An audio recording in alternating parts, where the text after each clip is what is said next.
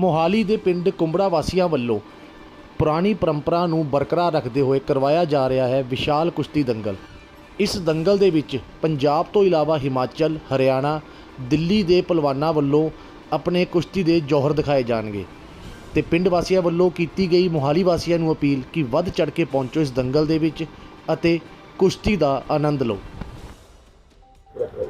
ਇਹ ਵੀਰ ਜੀ मतलब बहुत पुरानी साडी परंपरा पिंड दी। सारे देखो साडे वीर भाई, साडे बजुर्ग, साडे बड़े चाचे, साडे वीर सारे साडे नाल खड़े। ये साडा मतलब मेरी सोझी मेरी 42-43 साल की उम्र होगी। मतलब ये साडे बजुर्गों तो ला लो भी घट तो घट 70-75 साल पहला ये मेला शुरू होया उगा माड़ी ते जद्दा ही साडा ये परंपरा दंगल चलदा आ रहा। सारे पिंड ਵੱਲੋਂ सारा जिहड़ा साडा पिंड है इनू समर्पित है। सारा ही पिंड इकट्ठा होके मेला कराउंदा है, दंगल कराउने आ असीं। साडे फादर साहब भी घुलदे ते मतलब इहदे करके असीं मेन मूरे हो जाने हैं।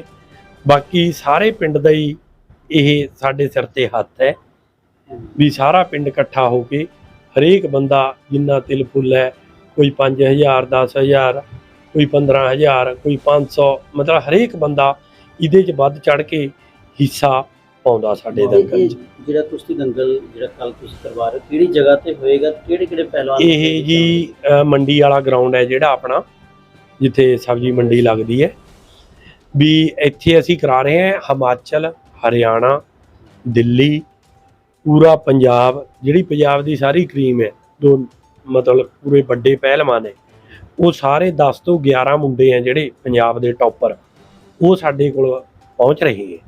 ਇਹ ਦੰਗਲ ਕਰਾਉਣ ਦਾ ਮਕਸਦ ਕੀ ਹੈ? ਇੱਕ ਤਾਂ ਤੁਸੀਂ ਕਰੋ ਕਿ ਪੁਰਾਣੇ ਰੀਤੀ ਰਿਵਾਜ ਜਿਹੜਾ ਬਜ਼ੁਰਗ ਕਰਾਉਂਦੇ ਸੀਗੇ ਉਸ ਕਰਕੇ ਤੁਸੀਂ ਜਿੰਦਾ ਰੱਖਿਆ। ਨਵੀਂ ਪੀੜ੍ਹੀ ਨੂੰ ਕੀ ਸੇਧ ਦੇਣ ਲਈ ਕੀ ਕਰਨਾ? ਨਵੀਂ ਪੀੜ੍ਹੀ ਨੂੰ ਸੇਧ ਇਹ ਮਿਲਦੀ ਹੈ ਜੀ ਵੀ ਦੇਖੋ ਸਰੀਰ ਤੋਂ ਕੁਛ ਨਹੀਂ ਹੈ ਜੇ ਆਪਾਂ ਸੋਚੀਏ। ਅੱਜ ਕੱਲ੍ਹ ਜਿਹੜੀ ਨਵੀਂ ਯੰਗ ਪੀੜ੍ਹੀ ਹੈ ਉਹ ਸਾਰੀ ਉਹਨਾਂ ਦਾ ਜਿਹੜਾ ਉਹ ਘੁੰਮ ਗਿਆ, ਉਹ ਹੋਰ ਰਾਹ ਤੇ ਤੁਰੇ ਹੋਏ ਹੈ।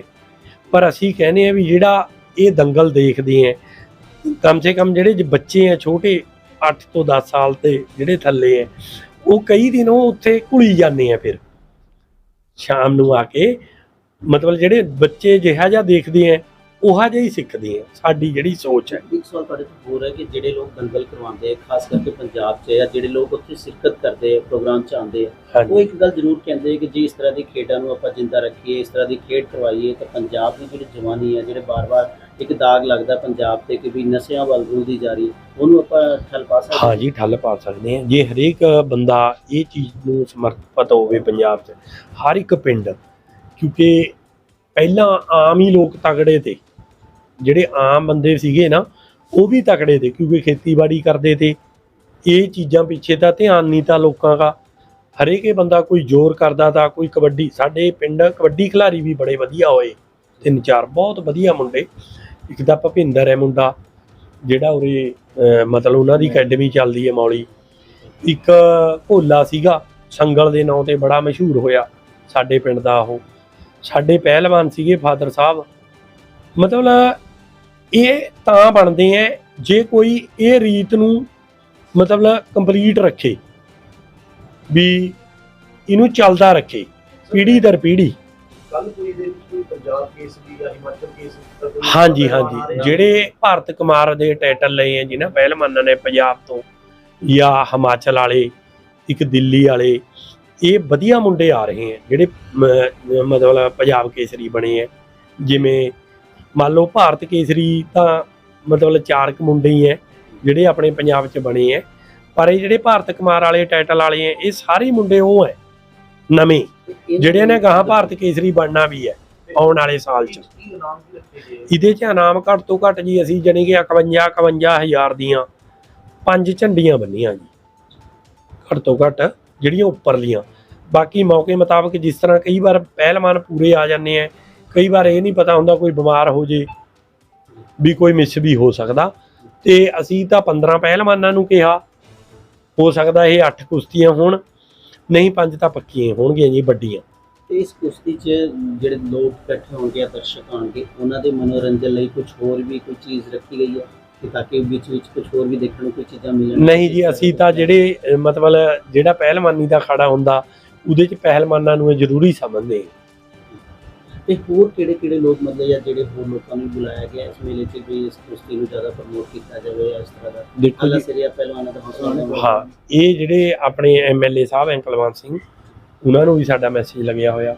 ਜਿਵੇਂ ਡੀਐਸਪੀ ਹੈ ਸਿਟੀ 2 ਬੱਲ ਸਾਹਿਬ, ਸਾਡੇ ਐਸਐਚਓ ਹੈ 8 ਫੇਜ਼ ਹਿੰਮਤ ਸਿੰਘ, ਇਹ ਸਾਰੇ ਬੰਦਿਆਂ ਨੂੰ ਬੁਲਾਇਆ ਗਿਆ ਵੀ ਇਹ ਵੀ ਥੋੜ੍ਹੇ ਲੋਕਾਂ ਨੂੰ ਪ੍ਰਪੇਅਰ ਕਰਨ। ਦੁਨੀਆ ਇਹਨਾਂ ਕੋਲ ਬਹੁਤ ਆਉਂਦੀ ਹੈ ਵੀ ਤੁਸੀਂ ਇਹੋ ਜਿਹੇ ਪ੍ਰੋਗਰਾਮ ਕਰਾਓ ਪਿੰਡਾਂ 'ਚ ਵੀ ਲੋਕ ਇਸ ਪਾਸੇ ਨੂੰ ਚੱਲਣ।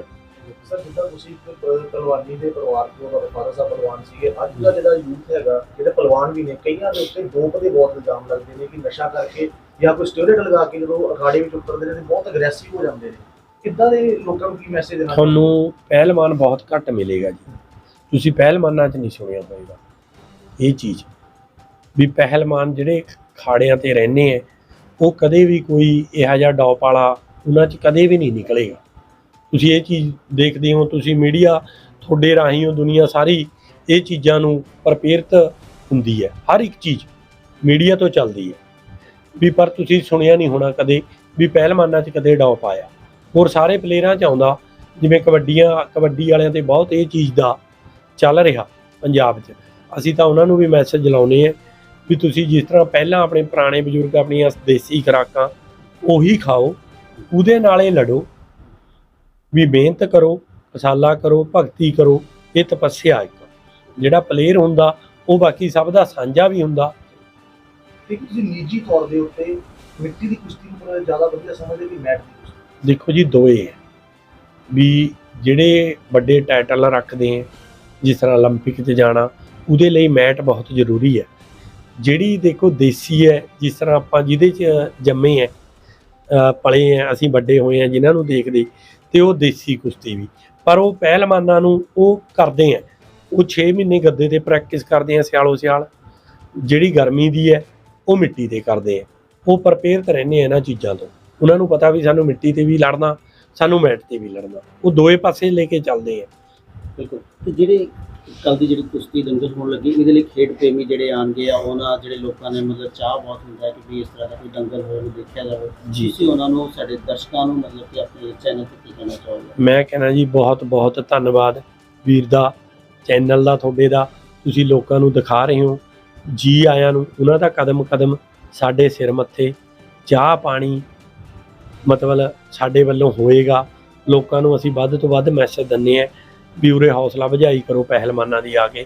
ਵੱਧ ਤੋਂ ਵੱਧ ਸਾਡੇ ਇਲਾਕਾ ਨਿਵਾਸੀ ਕੁੰਬੜੇ ਪਿੰਡ 'ਚ ਸਾਡੇ ਸਾਰੇ ਨਗਰ ਵੱਲੋਂ ਹੱਥ ਜੋੜ ਕੇ ਬੇਨਤੀ ਹੈ ਵੀ ਉਹ ਸਾਡੇ ਪਿੰਡ 'ਚ ਆਉਣ।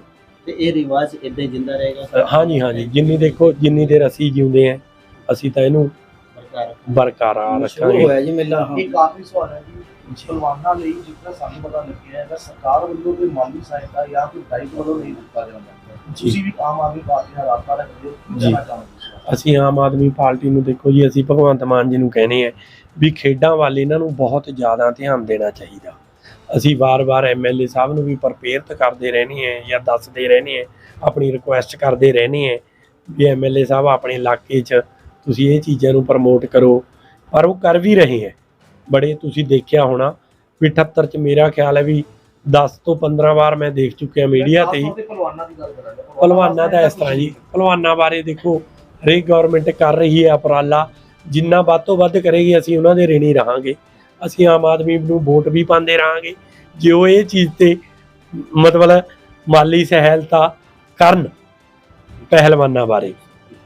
ਗੁਰਮੁਖ ਸਿੰਘ ਹੈ ਜੀ। ਕੀ ਕਹਿਣਾ ਚਾਹੋਗੇ ਜਿਹੜਾ ਕੁਸ਼ਤੀ ਦੰਗਲ ਹੋਣ ਲੱਗਿਆ, ਜਿਹੜਾ ਕੱਲ ਤੋਂ ਮੇਲਾ ਸਟਾਰਟ ਹੋ ਰਿਹਾ? ਹਾਂਜੀ, ਅਸੀਂ ਤਾਂ ਐਮਸੀ ਨੇ ਸਾਰਾ ਕੁਝ ਦੱਸ ਦਿਆ, ਅਸੀਂ ਤਾਂ ਠੀਕ ਕਹਿ ਰਹੇ ਹਾਂ ਵੀ ਹੋਣਾ ਚਾਹੀਦਾ, ਪਰੰਪਰਾ ਚੱਲਣੀ ਚਾਹੀਦੀ ਹੈ। ਇਹ ਕਹਾਣੀ ਬਹੁਤ ਪੁਰਾਣੀ ਚੱਲ ਰਹੀ ਹੈ, ਚੱਲ ਵੀ ਰਹੀ ਹੈ, ਅੱਗੇ ਨੂੰ ਚੱਲਦੀ ਵੀ ਰਹਿਣੀ ਚਾਹੀਦੀ ਹੈ। ਕਿੰਨਾ ਕੁ ਬਦਲਾਅ ਦੇਖਿਆ ਸਰ, ਕਿਉਂਕਿ ਉਸ ਟਾਈਮ ਦੀ ਤੁਹਾਡੀ ਉਮਰ ਤੁਸੀਂ ਕਹਿ ਰਹੇ ਹੋ 60 ਸਾਲ ਦੀ ਹੈ। ਹਾਂਜੀ ਹਾਂਜੀ ਪੁਰਾਣਾ ਮਤਲਬ ਹੈ ਖੜਾ ਹੈ, ਜੋ ਵੀ ਲੱਗਦਾ ਰਿਹਾ ਕੁਸ਼ਤੀ ਦੰਗਲ ਚੱਲਦੀ ਹੈ। ਹਾਂਜੀ ਹਾਂਜੀ, ਬਹੁਤ ਕੁਝ ਬਦਲਾਅ ਆਇਆ ਹੋਣਾ, ਕਿੰਨਾ ਬਦਲਾਅ ਤੁਸੀਂ ਦੇਖਿਆ ਹੁਣ ਤੋਂ ਪਹਿਲੇ ਟਾਈਮ 'ਚ? ਨਹੀਂ ਬਦਲਾਅ ਠੀਕ ਚੱਲ ਰਿਹਾ ਜੀ। ਪਹਿਲੇ ਪਹਿਲਵਾਨ ਬਥੇਰੇ ਆ ਰਹੇ ਤੇ ਹੁਣ ਵੀ ਬਥੇਰੇ ਆ ਰਹੇ ਜੀ, ਠੀਕ ਹੈ ਚੱਲ ਰਿਹਾ ਉਸੇ ਤਾਂ ਮੇਲਾ। ਜੇ ਤਾਂ ਪੁਰਾਣਾ ਚੱਲ ਰਿਹਾ ਤਾਂ ਉਸ ਤਰ੍ਹਾਂ ਹੀ ਹੁਣ ਚੱਲ ਰਿਹਾ ਜੀ। ਅਸੀਂ ਆਪਣੀ ਪਰੰਪਰਾ ਨੂੰ ਕਾਇਮ ਰੱਖਿਆ ਬਸ। ਸਾਰੇ ਕੁੰਬੜੇ ਨੇ। ਅੱਜ ਵੀ ਪਹਿਲਾਂ ਵੀ ਬਹੁਤ ਵੱਡੇ ਵੱਡੇ ਪਹਿਲਵਾਨ ਆਏ ਜਿਹੜੇ ਜਾਣੀ ਕਿ ਅਸੀਂ ਨਹੀਂ ਦੇਖੇ, ਅਸੀਂ ਸੁਣੇ ਹੈ ਵੀ ਮਤਲਬ ਜਿਹੜੇ ਅੱਜ ਦੇ ਪਹਿਲਵਾਨ ਹੈ ਅੱਜ ਵੀ ਉਹ ਆ ਰਹੇ ਆ ਉਹ ਵੀ ਇਹ ਅਸੀਂ ਤਾਂ ਬਸ ਸਾਰੇ ਪੰਜਾਬ ਨੂੰ ਇਹੀ ਮੈਸੇਜ ਦੇਵਾਂਗੇ ਵੀ ਹਰੇਕ ਪਿੰਡ 'ਚ ਛਿੰਝ ਵੀ ਹੋਣੀ ਚਾਹੀਦੀ ਹੈ, ਟੂਰਨਾਮੈਂਟ ਵੀ ਹੋਣਾ ਚਾਹੀਦਾ, ਇਹੋ ਜਿਹੇ ਉਪਰਾਲੇ ਕਰਦੇ ਰਹਿਣੇ ਚਾਹੀਦੇ। ਪਰ ਇਹਨਾਂ ਨੂੰ ਥੋੜਾ ਜਿਹਾ ਨਾ ਲੋਕ ਘਟਾ ਰਹੇ, ਮਤਲਬ ਹੋਰ ਪਾਸੇ ਮਾੜੇ ਪਾਸੇ ਪੈਸਾ ਲਾ ਰਹੇ ਹੈ। ਦਰਸ਼ਕਾਂ ਨੂੰ ਦੇਖਣਾ ਚਾਹੀਦਾ ਕਿ ਦਰਸ਼ਕਾਂ ਨੂੰ ਬਹੁਤ ਜ਼ਰੂਰੀ ਹੈ ਜੀ। ਦੇਣ ਦੀ ਜ਼ਿਆਦਾ ਲੋੜ ਹੈ। ਹਾਂ, ਜੇ ਹਲਾਸ਼ੇਰੀ ਮਿਲਦੀ ਹੈ, ਪਹਿਲਾਂ ਮੇਰਾ ਖਿਆਲ ਹੈ ਵੀ ਸਾਨੂੰ ਜਦ ਅਸੀਂ 8-8 9-9 ਸਾਲ ਦੇ ਸੀਗੇ ਵੀ ਸਾਨੂੰ ਇਹ ਵੀ ਨਹੀਂ ਪਤਾ ਤਾਂ ਵੀ ਲੰਬਿਆਂ ਕਿੱਥੇ ਹੈ, ਪਰ ਅਸੀਂ ਟਰਾਲੀਆਂ 'ਚ ਬਹਿ ਕੇ ਆਪਣੇ ਵੱਡਿਆਂ ਨਾਲ ਟੂਰਨਾਮੈਂਟ ਇਹ ਮੇਲੇ ਦੇਖਣ ਜਾਂਦੇ ਤੇ ਪਹਿਲਵਾਨਾਂ ਨੂੰ। ਪਰ ਹੁਣ ਬੱਚੇ ਹੈ ਜਿਹੜੇ ਉਹ ਯੂਟਿਊਬਰ ਹੋ ਗਏ, ਬਸ ਵੀ ਯੂਟਿਊਬ ਤੇ ਦੇਖੋ ਕੀ ਸਰਚ ਕਰ ਰਹੇ ਹੋ, ਮਾੜੇ ਪਾਸੇ ਚੱਲ ਪਏ। ਚੰਗੇ ਪਾਸੇ ਚੱਲਣਾ ਚਾਹੀਦਾ। ਜੇ ਪੰਜਾਬ ਪਹਿਲਾਂ ਵਾਂਗੂ ਚੰਗੇ ਪਾਸੇ ਚਲੇਗਾ ਤਾਂ ਸਾਡੇ ਪੰਜਾਬ ਦਾ ਇਹ ਬਹੁਤ ਵੱਡਾ ਭਲਾ। ਸਰ ਜਦੋਂ ਤੁਸੀਂ ਕਿਹਾ ਪਿੰਡਾਂ, ਹਰ ਪਿੰਡਾਂ ਨੂੰ ਅਪੀਲ ਕਰ ਰਹੇ ਤਾਂ ਪਿੰਡਾਂ ਦੇ ਵਿੱਚ ਚੀਜ਼ਾਂ ਹੋਣੀਆਂ ਚਾਹੀਦੀਆਂ ਜੀ। ਜਾਂ ਫਿਰ ਜੇ ਤੁਹਾਨੂੰ ਕੋਈ ਮੌਕਾ ਮਿਲਦਾ ਹੈ ਆਲ ਓਵਰ ਪੰਜਾਬ ਦੇ ਪਿੰਡਾਂ ਦੀ ਪੰਚਾਇਤਾਂ ਨੂੰ ਕਹਿ ਕੇ ਇੱਕ ਵੱਡਾ ਛਿੰਝ ਦਾ ਮੇਲਾ ਆਯੋਜਿਤ ਕੀਤਾ ਜਾ ਸਕਦਾ ਹਾਂਜੀ, ਪੰਜਾਬ ਲੈਵਲ ਦਾ। ਪੰਜਾਬ ਲੈ ਖਰਚਾ ਵੀ ਹੁੰਦਾ, ਪਹਿਲਵਾਨਾਂ ਨੇ ਵੀ ਆਉਣਾ। ਹਾਂਜੀ ਹਾਂ, ਇਹਦੇ 'ਚ ਗਵਰਨਮੈਂਟ ਨੂੰ ਥੋੜਾ ਜਿਹਾ ਧਿਆਨ ਦੇਣਾ ਚਾਹੀਦਾ ਜੀ। ਜਿਹੜਾ ਮੇਨ ਆਪਣੇ ਲੈਵਲ ਤੇ ਅਸੀਂ ਕਰ ਰਹੇ ਹਾਂ, ਜਿਹੜਾ ਆਪਣੇ ਲੈਵਲ ਤੇ ਹੁਣ ਹੋਇਆ ਵੀ ਸੀਗਾ, ਇੱਕ ਬਹੁਤ ਵੱਡਾ ਪ੍ਰੋਗਰਾਮ ਹੋਇਆ ਸੀ ਜਿਹੜਾ ਸ਼ਹੀਦ ਭਗਤ ਸਿੰਘ ਕਾਲਜ ਹੈ ਨਾ ਮਲੋਹ, ਹਾਂ ਉਹਦੇ 'ਚ ਇੱਕ ਫਸਟ ਟੂਰਨਾਮੈਂਟ ਉਹਦੇ 'ਚ ਹੋਇਆ ਸੀ। ਜਿਹੜਾ ਲਾਸਟ ਹੋਇਆ ਉਹ ਅੰਮ੍ਰਿਤਸਰ ਹੋਇਆ।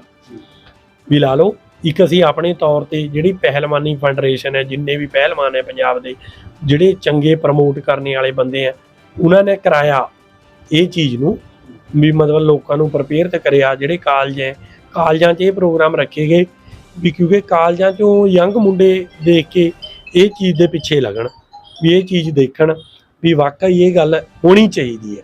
ਆਪਣੇ ਤੌਰ ਤੇ ਅਸੀਂ ਇਹਨੂੰ ਕਰਦੇ ਵੀ ਰਹਾਂਗੇ, ਪਰ ਛਿੰਝਾਂ ਬਹੁਤ ਵੱਡੀਆਂ ਵੱਡੀਆਂ ਹੁੰਦੀਆਂ। ਦੁਆਬੇ 'ਚ ਸਾਡਾ ਮਾਲਵਾ ਘਟ ਗਿਆ, ਦੁਆਬਾ ਉੱਥੇ ਕਾਇਮ ਖੜਿਆ, ਹਿਮਾਚਲ ਬਹੁਤ ਕਾਇਮ ਖੜਿਆ। ਹਿਮਾਚਲ 'ਚ ਇੱਕ ਪਿੰਡ 'ਚ ਛਿੰਝ ਹੈ, ਤੁਸੀਂ ਕਿਸੇ ਪਿੰਡ 'ਚ ਚਲੇ ਜਾਓ, ਹਿਮਾਚਲ ਹਰੇਕ ਪਿੰਡ 'ਚ ਛਿੰਝ ਕਰਾਉਂਦਾ, ਇਹ ਦੰਗਲ ਕਰਾਉਂਦਾ ਪੂਰੇ ਹਿਮਾਚਲ 'ਚ। ਜਿਹੜਾ ਦੁਆਬਾ ਏਰੀਆ, ਮਾਝਾ ਏਰੀਆ, ਉੱਥੇ ਵੀ ਅੱਜ ਸ਼ੌਂਕ ਉਹ ਬਰਕਰਾਰ ਹੈ। ਪਰ ਸਾਡਾ ਮਾਲਵਾ ਔਰ ਜਿਹੜਾ ਪੁਆਧ ਹੈ ਇਹ ਥੋੜਾ ਪਿੱਛੇ ਨੂੰ ਆ ਰਿਹਾ, ਇਹ ਮਾਡਰਨ ਹੁੰਦਾ ਜਾ ਰਿਹਾ। ਮੈਂ ਤਾਂ ਆਪਣੇ ਪੁਆਧ ਵਾਲਿਆਂ ਨੂੰ ਔਰ ਮਾਲਵੇ ਵਾਲਿਆਂ ਨੂੰ ਬਸ ਬੇਨਤੀ ਕਰੂੰਗਾ ਵੀ ਤੁਸੀਂ ਇਹਦੇ ਤੇ ਆਪਣਾ ਪਿਛੋਕੜ ਅਸੀਂ ਨਾ ਭੁੱਲੀਏ, ਉਹ ਪਿਛੋਕੜ ਸਾਡਾ ਕਾਇਮ ਉਸ ਤਰ੍ਹਾਂ ਹੀ ਰਹਿਣਾ ਚਾਹੀਦਾ, ਤਾਂ ਇਹ ਮੇਲੇ ਬਰਕਰਾਰ ਰਹਿਣ। ਹਾਂਜੀ, ਇਹ ਮੇਲੇ ਤਾਂ ਬਰਕਰਾਰ ਰਹਿਣਗੇ। ਤੁਸੀਂ ਤੁਹਾਡੇ ਵਰਗੇ ਵਿਰਾਸਤ ਸਾਂਭਣ ਨੂੰ ਹੈਗੇ ਆ ਤਾਂ ਕਦੇ ਵਿਚਾਰ ਰਹੇਗਾ ਇਸ ਚੀਜ਼? ਨਹੀਂ ਜੀ, ਦੇਖੋ ਇਹ ਤਾਂ ਕੋਈ ਨਾ ਕੋਈ ਵੀ ਚੀਜ਼ ਦਾ ਬਿਜ਼ਨਸ ਨਹੀਂ ਹੁੰਦਾ ਵੀ ਮਤਲਬ 15% ਹਰੇਕ, ਚਾਹੇ ਮਾੜੇ ਚਾਹੇ ਚੰਗੇ, ਹਰੇਕ ਸਮਾਜ 'ਚ ਬੰਦੇ ਪੈਦਾ ਹੁੰਦੇ ਰਹਿੰਦੇ ਆ।